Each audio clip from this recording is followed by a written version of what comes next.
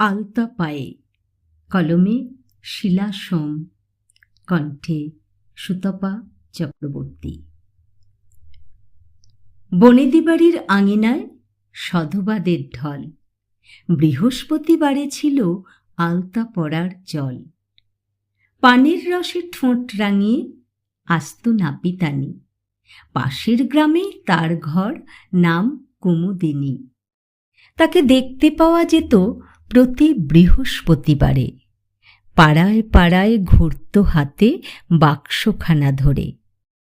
হাঁক পারত, এসে গেছি, এসো তোমরা সবাই, একে একে তোমাদের পা রাঙিয়ে দিয়ে যাই। আসতেন কর্তামা, তাকে করত সমীহ সব, একে একে মেয়ে বউদের বাড়ত কলরব।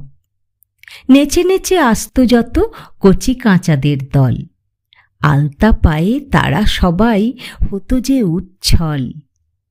নাপিতানির জন্য বরাদ্দ থাকত মাসোহারা, পুরানো শাড়ি কাপড় পেয়ে খুশিতে মাতোয়ারা। আবার এসো গো মাসি, দিত তারে বিদায়, লক্ষ্মীবারেই তার আগমন ভোলা না যে যায়।